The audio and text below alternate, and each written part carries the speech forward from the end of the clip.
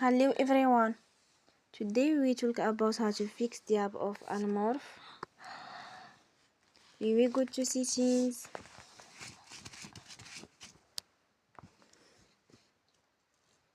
Then we click on apps. After that we will search the app Morph and we click. You will on for stop. After that we will go to storage. Then we click on clear cache. In the end, you will turn your Wi-Fi and you will turn again.